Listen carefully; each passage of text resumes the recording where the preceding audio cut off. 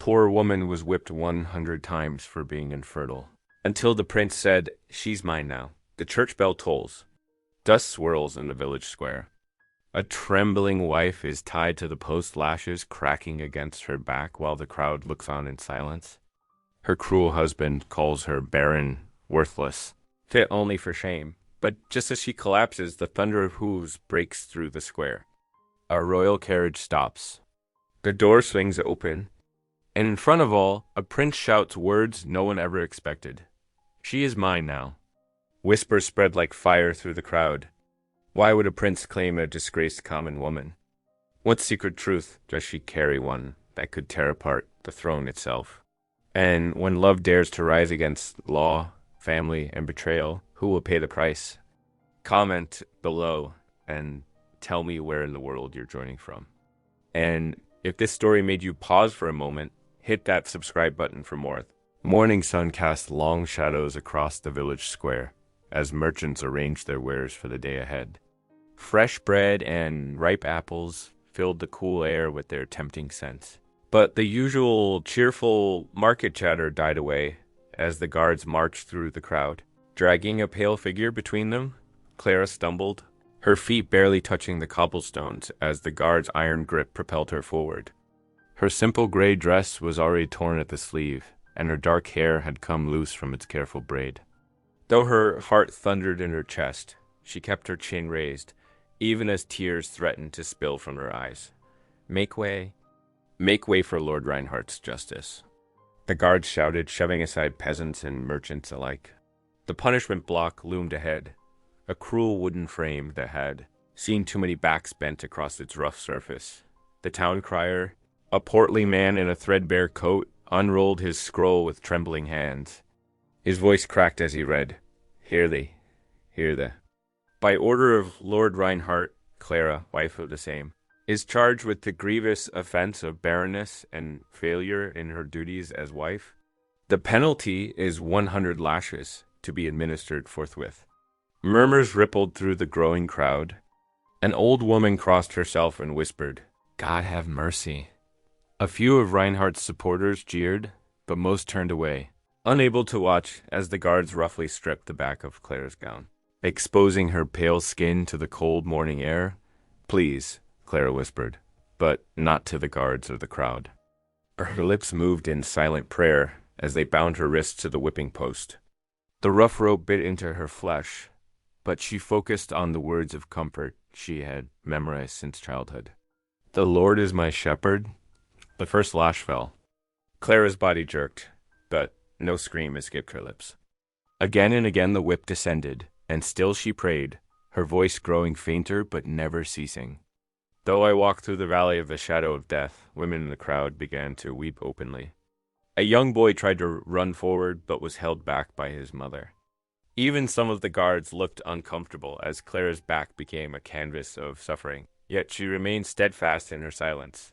"She's bewitched." Someone shouted, "No natural woman could bear such pain without crying out."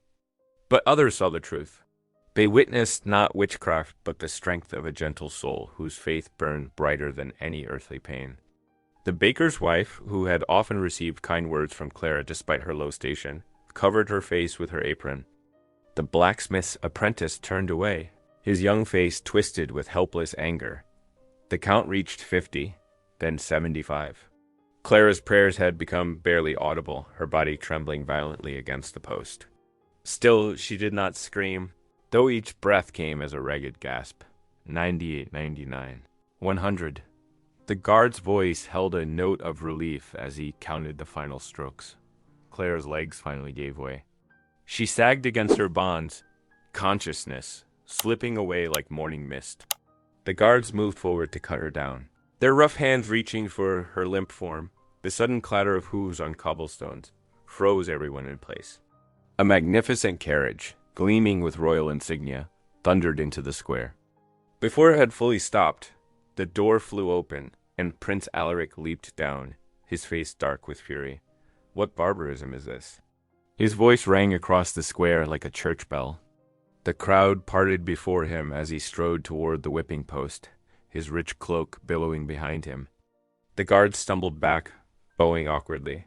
Their faces pale with fear, the prince's expression transformed from anger to horror as he took in Clara's condition.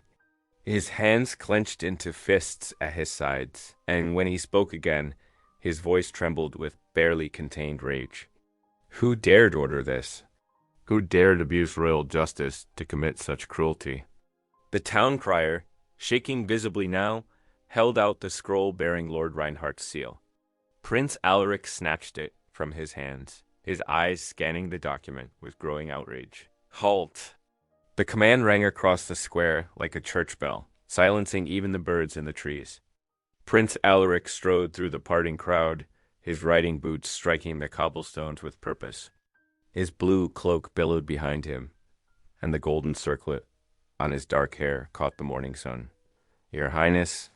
The guards dropped into clumsy bows, releasing their hold on Clara. She slumped forward, caught only by the ropes that bound her to the post.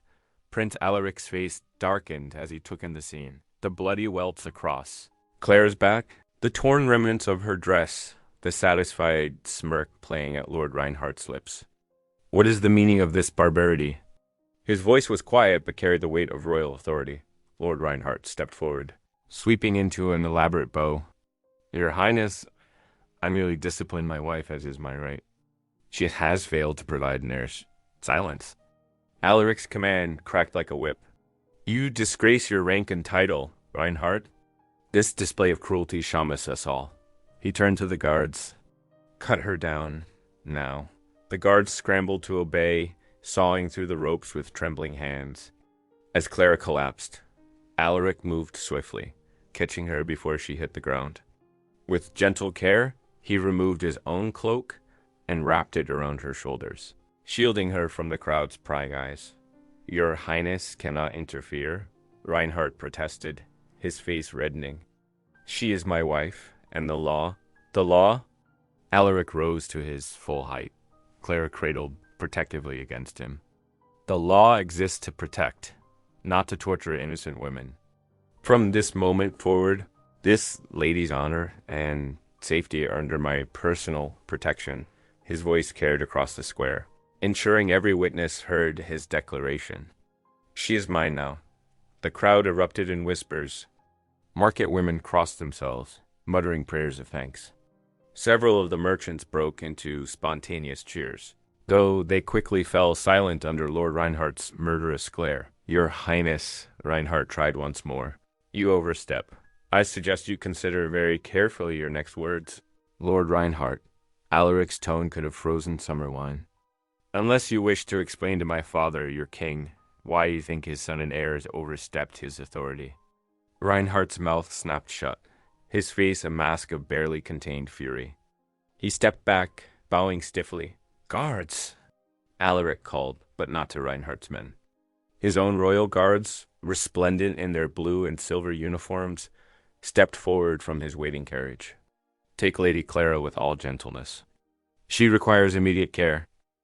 Clara, drifting in and out of consciousness, felt herself being lifted by strong, careful hands.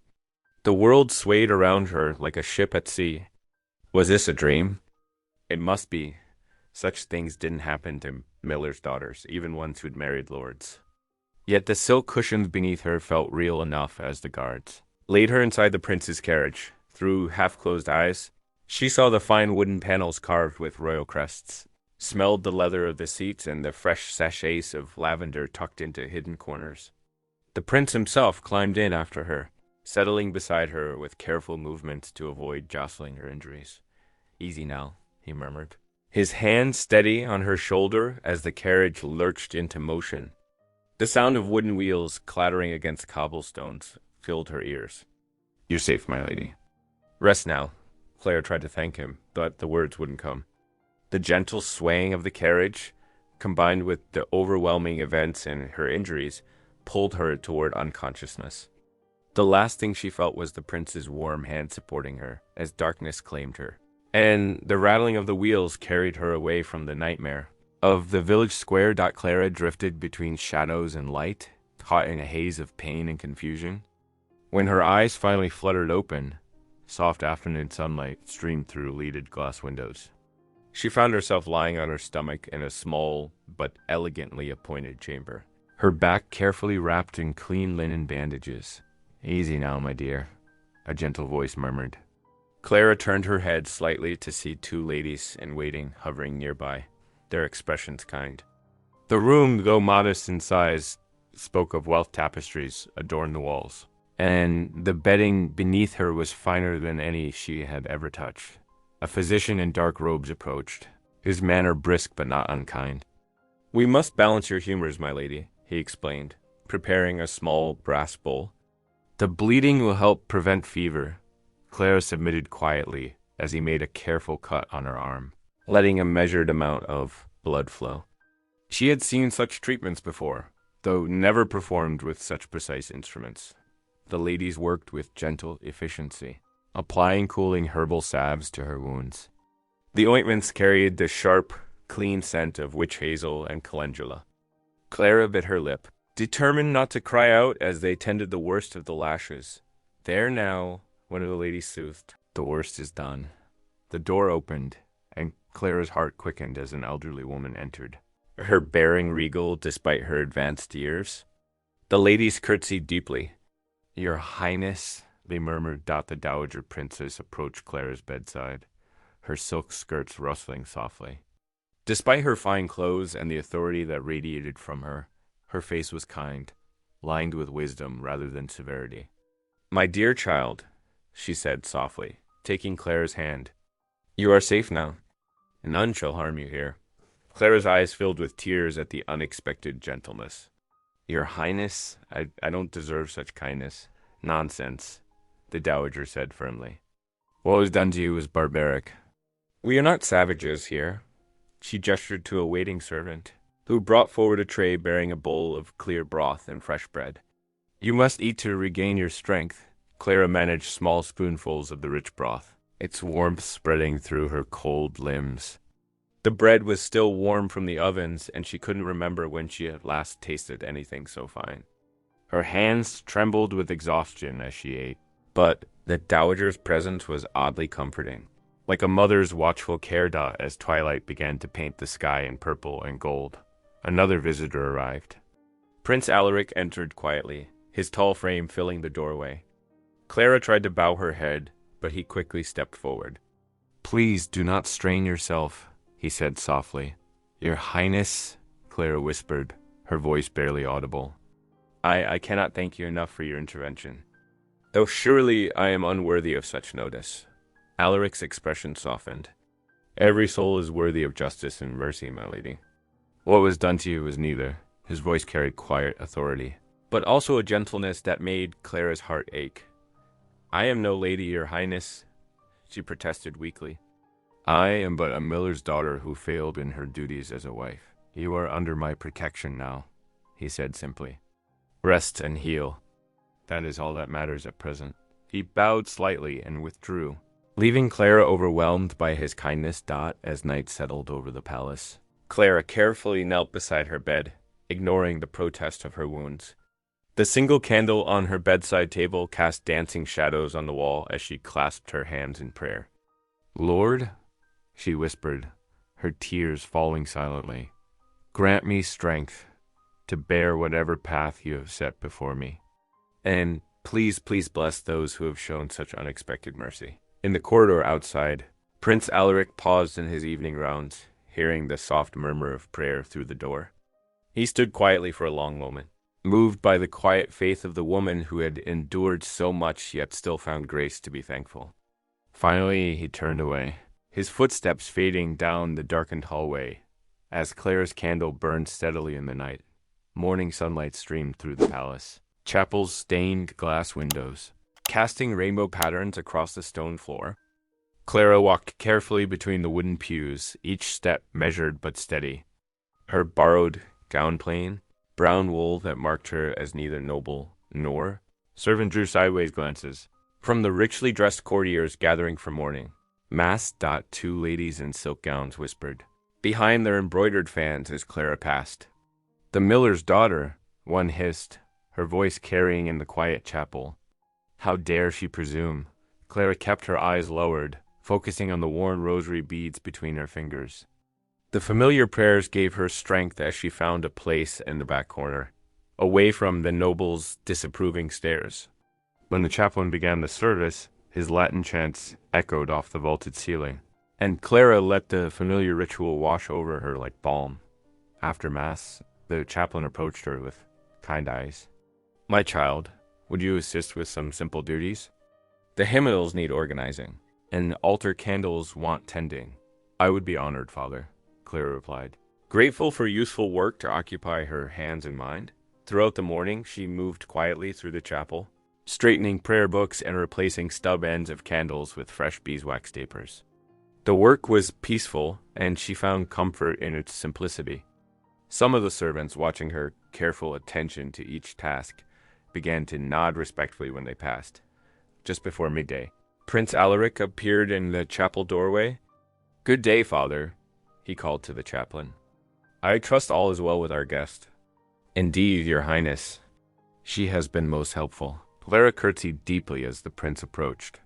His presence still left her breathless, though she tried to hide it. "Might I suggest some fresh air?" Alaric asked. "The garden paths are pleasant at this hour." They walked slowly through the palace gardens, a respectful distance apart. Cherry trees shed their blossoms in the spring breeze, dusting their shoulders with pale pink petals. "How do you find the palace chapel?" Alaric asked. "It is beautiful, Your Highness. The morning light through the windows reminds me of God's grace." "You have a poet's soul," he said softly. Clara blushed. "You are too kind, my lord. I am but a simple miller's daughter." "Simplicity can hide great depth," he replied, his eyes warm with admiration. Later that afternoon, they met again by the chapel steps. Clara was carrying fresh linens for the altar when the prince stopped to speak with her. "The roses are especially fine this year," he said. "Perhaps you might enjoy seeing them tomorrow?" "Your Highness honors me," Clara replied, her heart fluttering despite her attempts to remain calm. "But surely there are others more worthy of your attention. I find worth where I choose to seek it," he answered quietly. That evening, Clara made her way to the servants' dining hall for supper. As she passed the grand dining room where the nobles ate, she couldn't help overhearing their conversation through the partly open door. "The prince spends entirely too much time with that miller's girl," a woman's voice declared. "As if a barren commoner could ever be worthy of his notice. They say he walks with her in the gardens," another added with a sniff. "Most improper. Well, she'll never be more than a charity case," a third voice pronounced. No children means no future, after all. Clara hurried past, her cheeks burning. In the quiet of the servants' hall, she sat alone at the end of a wooden table, barely tasting her bowl of soup. Her heart felt pulled in two directions, shame at causing gossip that might harm the prince's reputation, yet secret joy at his kindness and attention. She touched the spot on her wrist where his hand had briefly brushed while helping her over a garden step, remembering the warmth of his smile. "God forgive me," she whispered, "but I cannot regret his kindness, even if I am unworthy of it." She ate little that night, too aware of the whispers that followed her like shadows through the palace. Corridors. 2 days passed like a gentle stream in the quiet of the palace chapel. Clara found peace in her simple duties, losing herself in the rhythmic polishing of brass candlesticks until they gleamed in the morning light. The familiar scent of beeswax and incense wrapped around her like a comforting blanket, almost making her forget the whispers that followed her through the palace corridors. The heavy chapel door creaked open. Clara's heart quickened as Prince Alaric's familiar footsteps echoed against the stone floor. She kept her eyes lowered, focusing on the candlestick in her hands, though she could feel his presence drawing nearer.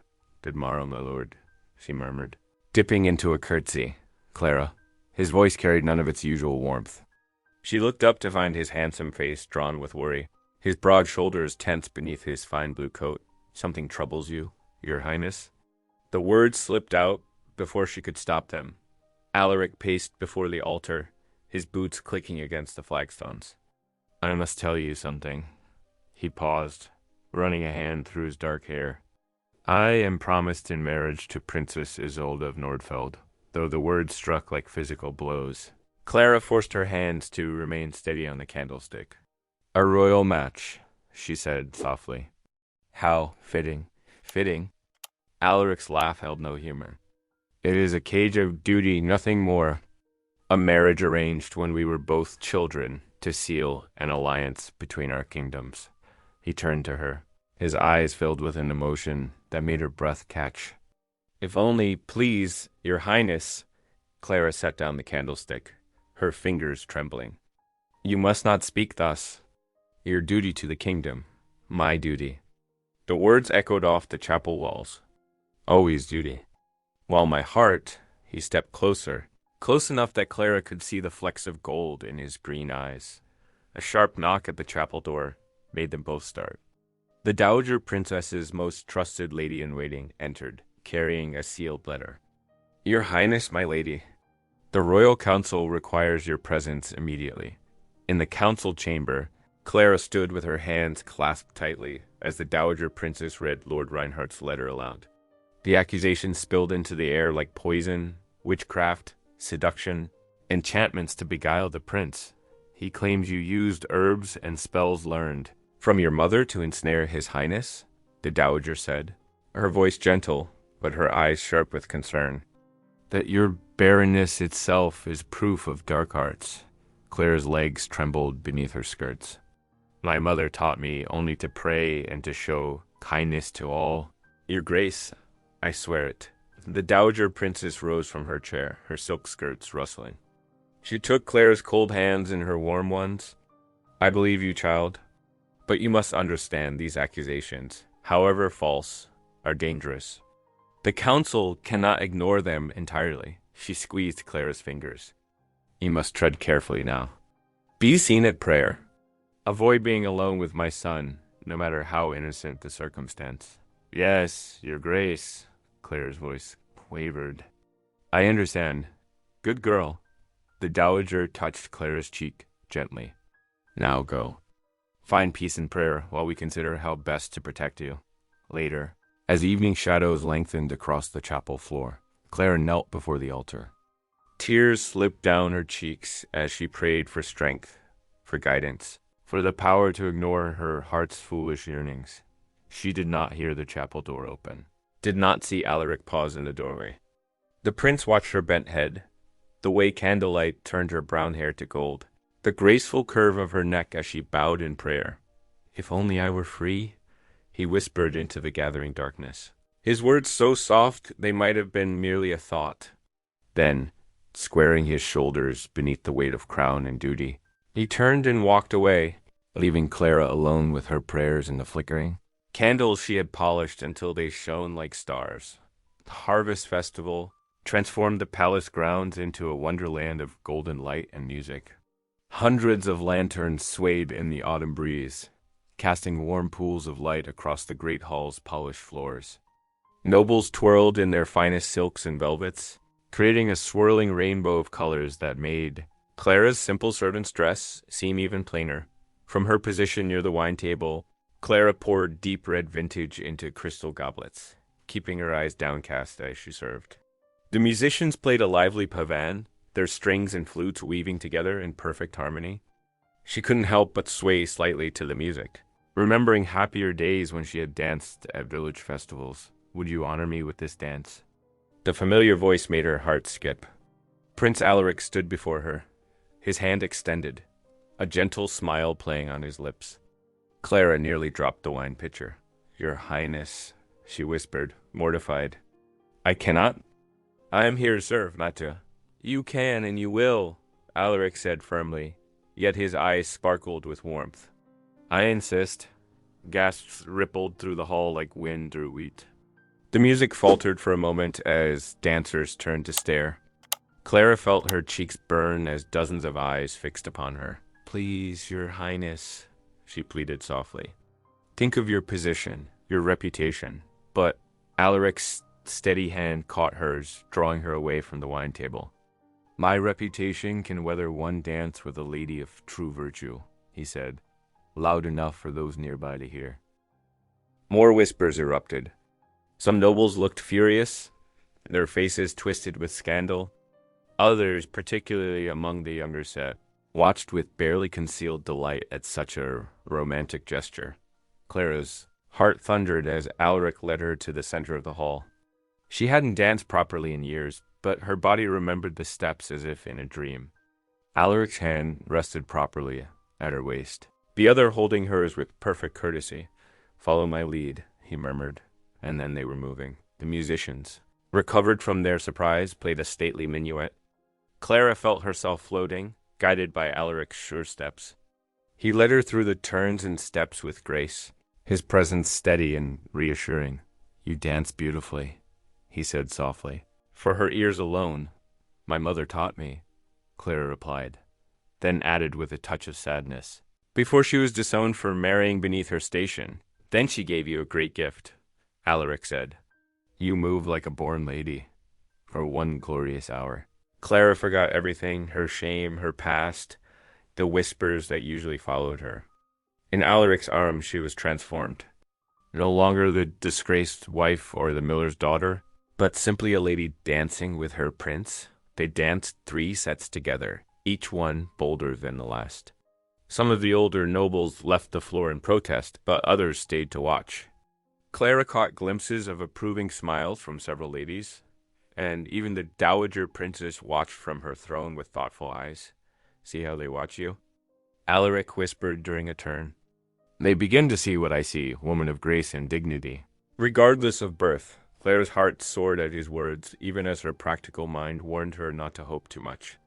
Still, she couldn't help but smile, allowing herself this one perfect moment of joy. All too soon, the final notes of music faded.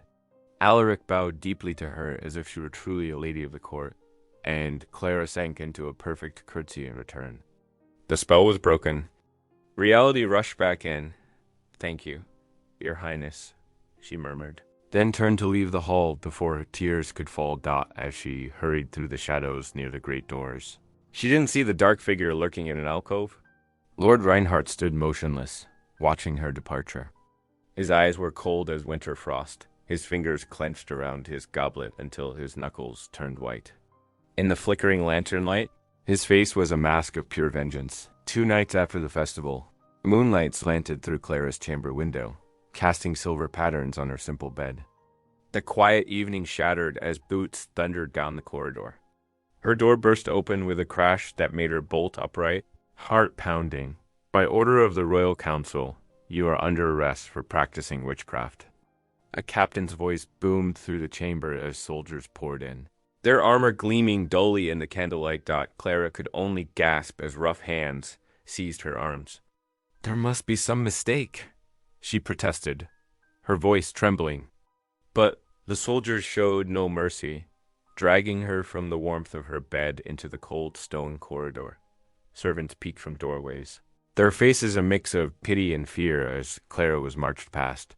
Her bare feet stumbled on the icy flagstones, while whispers followed in her wake. Witch. Enchantress seduced the prince. The descent into the dungeons felt endless. Each step took her further from the light, deeper into dampness and shadow. The guards thrust her into a tiny cell, its walls slick with moisture and age. The iron door clanged shut with devastating finality. "Please," Clara whispered to the retreating guards. "I am innocent." But only silence answered her plea. Days passed in cold darkness. Clara huddled on the thin straw pallet, wrapped in the single rough blanket they had given her. Twice daily, a guard wordlessly pushed a plate through the small opening. Hard bread, watered wine, nothing more. The meager portions barely kept hunger at bay. Yet Clara refused to despair.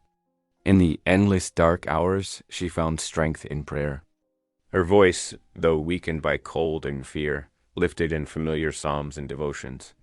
"The Lord is my shepherd," she would recite, the ancient words echoing off stone walls. "I shall not want." Above in the palace, Prince Alaric had not been idle. When news of Clara's arrest reached him, he burst into the council chamber, his fury evident in every stride. "This is madness." His voice rang through the vaulted room. "You imprison an innocent woman on baseless charges." Duke Wilhelm, Alaric's uncle, rose from his seat at the council table. His stern face showed no sympathy, Nephew, control yourself. This goes beyond one woman's fate.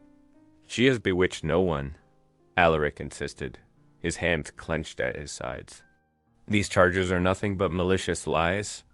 The Duke's voice dropped lower, heavy with warning. Consider carefully, Your Highness. Princess Isolde's father watches these events with great interest. If you champion this, Miller's daughter, the alliance may crumble.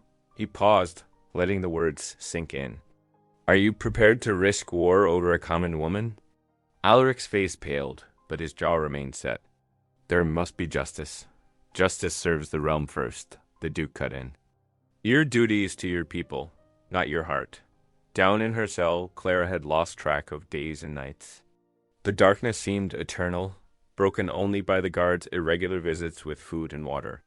Her voice had grown hoarse from prayers, yet still she sang, filling the shadows with hymns learned at her mother's. Knee, though I walk through the valley of shadows, she sang softly, her clear voice carrying through the dungeon's heavy air.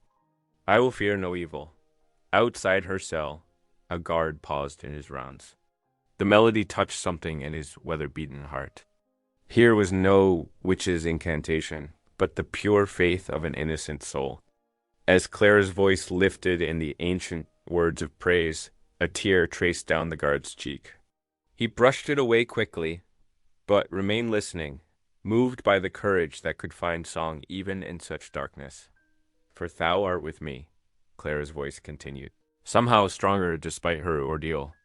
Thy rod and thy staff, they comfort me. The hymn drifted through the dungeon's corridors, a testament to unbroken spirit. Other guards stopped their patrols to listen, some bowing their heads in unexpected reverence. Even in the depths of the palace prison, Clara's faith shone like a beacon, touching hearts hardened by years of service in this dark place. And still she sang, her voice a thread of light in the darkness. Surely goodness and mercy shall follow me all the days of my life. The morning sun streamed through the tall windows of the great hall, casting long shadows across the polished marble floor. Clara stood before the royal council, her wrists bound but her head held high. Though her face was pale from days in the dungeon, her eyes remained clear and steady. The nobles who packed the gallery whispered behind jeweled fans and embroidered handkerchiefs, their silks rustling like autumn leaves dot outside. Dozens of peasants gathered beneath the palace windows, straining to hear what little they could of the proceedings. Their worried murmurs drifted up through the glass, a constant reminder of how many lives this trial would touch. My lords, Lord Reinhardt's voice rang out, smooth as honey but hiding poison. I present before you evidence of this woman's wickedness. He gestured to a line of trembling peasants, their rough clothes standing out against the splendor of the hall. These good folk have suffered greatly from her curses. The first witness, a weather-beaten farmer, twisted his cap in his hands. My cattle, your lordships. They sickened after she passed our field. His eyes darted to the purse of coins visible at Reinhardt's belt. And you, good wife? Reinhardt turned to a stooped woman. My chickens stopped laying. They did, she mumbled, though she could not meet Clara's gaze. Right after she drew water from our well. One by one, the witnesses spoke their pieces, each tale more outlandish than the last. Throughout it all, Clara stood silent, her lips moving in quiet prayer. The servants along the walls exchanged fearful glances, some making signs against evil when they thought no one was looking. When the last witness finished, Lord Reinhardt turned to the council with a triumphant smile. You see, my lords, this miller's daughter has brought nothing but misfortune since the day she entered our noble ranks. First her barrenness, now these dark arts. She must be punished. The head counselor, an elderly duke with stern features, leaned forward. What say you to these charges, woman? Clara's voice, though soft, carried clearly through the hushed hall. My lords, I cannot speak to these accusations, for I know them to be false. But I hold no anger toward those who speak against me. She looked at each witness in turn, her gaze gentle. I pray daily for Lord Reinhardt, who is my husband. I pray for these good people who surely speak from fear rather than truth. And I pray for this court that wisdom may guide your judgment. A murmur rippled through the gallery. Several nobles leaned forward, struck by her dignity. Even some of the witnesses shifted uncomfortably, shame crossing their features. Prayers? Reinhardt scoffed. More likely curses and incantations. Who knows what dark rituals she performed in that chapel where she spent so many hours? The only ritual I know is that of asking God's mercy, Clara replied steadily. Even now, I ask his blessing upon you, my lord. Though you seek my destruction, her words fell like pebbles in a still pond, sending ripples of astonishment through the assembly. The head counselor stroked his beard, studying her with new interest. Several of the ladies in the gallery dabbed at their eyes with lace handkerchiefs. Moved by her grace under fire. Such pretty words, Reinhardt sneered, but there was a note of uncertainty in his voice. Yet they cannot hide the truth of your wickedness. The head counselor raised his hand for silence. We have heard the testimony. We have heard the accused. It is time for this court to pronounce judgment on these serious charges. The hall grew so quiet that the flutter of a tapestry in the morning breeze seemed loud as thunder. Clara closed her eyes, her lips forming one last prayer dot just then. Prince Alaric rose from his seat at the high table. His voice rang out like a bell. My lords, before you pass judgment, I have evidence that must be heard. All eyes turned to the prince, who stood tall and resolute, his hand resting on the leather document case. Clara's eyes opened, wonder replacing resignation in their depths. In the gallery, Lord Reinhardt's face darkened like storm clouds gathering on the horizon. Prince Alaric's voice rang through the great hall, silencing the murmurs of the gathered nobility. My lords and ladies of the council, before you pass judgment, there is evidence you must hear. He gestured to a guard at the side door. Bring forth Mistress Agnes. A woman in her middle years entered, her hands twisting nervously in her apron. Though dressed as a servant, she carried herself with surprising dignity. The assembled crowd stirred with recognition. She had served in Lord Reinhardt's household for many years. Speak truly, Alaric commanded gently. Tell the council what you know of Lord Reinhardt's private matters. Agnes's voice trembled, but grew stronger as she spoke. I was Lord Reinhardt's mistress for 5 years before you wed Lady Clara. In all that time, despite his attempts, he could father no child with me. She lifted her chin. Nor with the 3 other women he kept secret before me. 'Tis not Lady Clara who is barren, 'tis Lord Reinhardt himself who cannot sire children. Gasps echoed through the hall. Lord Reinhardt's face purpled with rage. Lies! She speaks nothing but lies. I swear on the holy book, Agnes declared. And there are others who will testify to the same, before Reinhardt could protest further. The Dowager Princess rose from her seat, her silver hair gleaming in the morning light, streaming through the high windows. In her hand she held a leather portfolio tied with ribbons. My lords, she announced, her voice clear and strong. I have here documents of great import. She broke the seals and withdrew several yellowed papers. These prove that Clara's mother, Lady Catherine, was born to the noble house of Rothschild. Though she was disowned for marrying a common miller, her noble blood and therefore Clara's gentle birth cannot be denied. The council members leaned forward, examining the papers with great interest. Clara stood trembling, her eyes wide as she learned the truth of her heritage. The Dowager Princess smiled at her kindly. The signatures and seals are genuine, declared the Chief Justice. After careful study, Lady Clara is indeed of noble blood, though circumstances hid this truth. Lord Reinhardt, his face now ashen, tried to push through the crowd toward the door, but guards blocked his way. The head counselor rose, his face stern. Lord Reinhardt, you stand accused of grievous crimes. False testimony, cruel treatment of your lawful wife, and the concealment of your own deficiency, which led to the unjust punishment of an innocent woman. He gestured to his fellow council members, who nodded in grave agreement. By the authority of this council, you are hereby stripped of your lands and titles. Your estate shall pass to your cousin, who has proven himself more worthy of the honor.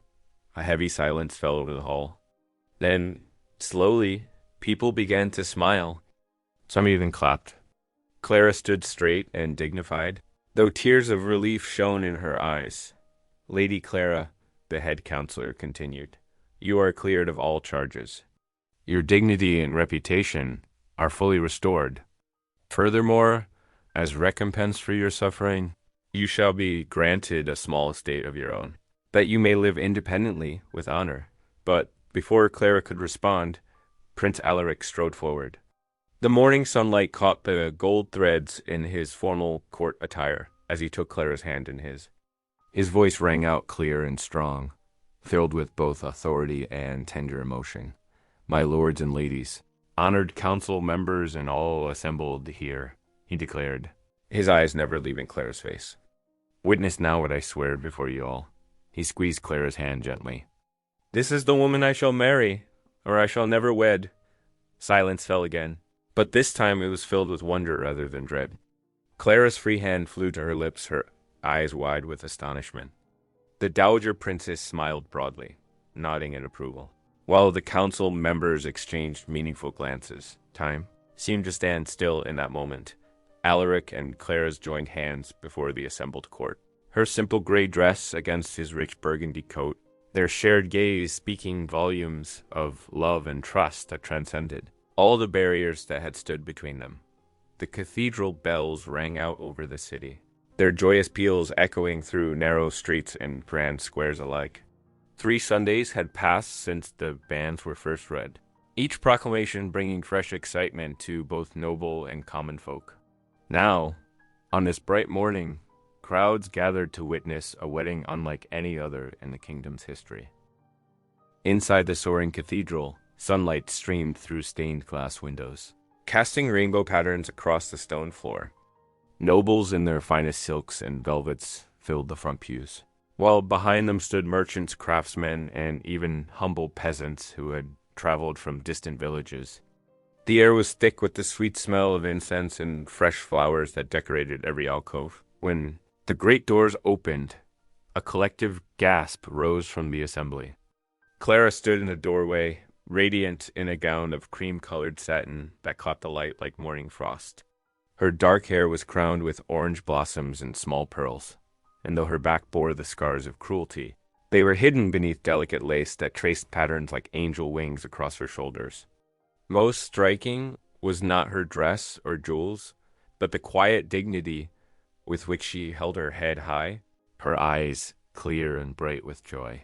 Prince Alaric waited at the altar, resplendent in deep blue velvet trimmed with gold.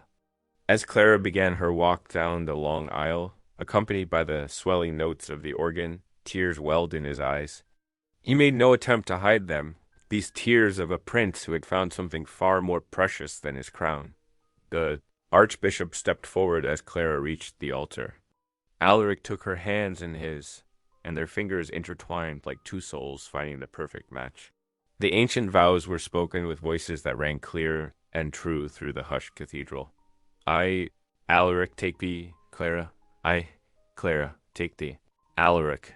When the archbishop pronounced them married, Alaric drew Clara close and kissed her with tender reverence. The cathedral erupted in cheers that seemed to shake the very foundations. Even the most skeptical nobles found themselves caught up in the joy of the moment, while common folk wiped tears from their eyes at this triumph of true love over circumstance. As the newly wedded couple stepped out into the sunlight, rose petals rained down upon them. The crowd's cheers grew even louder, rolling through the streets like thunder. Clara's smile outshone even her wedding gown, while Alaric beamed with pride and love beside her. That evening, after the feasting and dancing had ended, Clara and Alaric did something unprecedented. Instead of retiring to their chambers, they visited poorest quarter of the city. In a small square lit by torches, Clara spoke to the gathered people, not as a remote princess, but as one who understood suffering. With gentle hands, she pulled back the lace at her shoulder, revealing the scars beneath. These marks remind me that pain can be endured, she said softly, and that love can heal even the deepest wounds. One by one, the people knelt before her. Not because she wore a crown or fine clothes, but because they recognized in her a princess of the heart, one who had known their struggles and emerged with compassion rather than bitterness. Alaric watched his bride with wondering eyes. When the last person had received her blessing, he drew her into his arms beneath the starlit sky. "My love," he whispered, his voice thick with emotion. "It was not my crown that saved you. It was your courage." Clara leaned into his embrace, their hearts beating as one. Above them, stars sparkled like diamonds scattered across velvet. Witnesses to this moment where love stood triumphant over all that had tried to defeat it. Doubt if today's story reminded you of the quiet strength of love. I'd love to see you again. Subscribe, and tomorrow we'll meet right here, where love speaks softly and stays.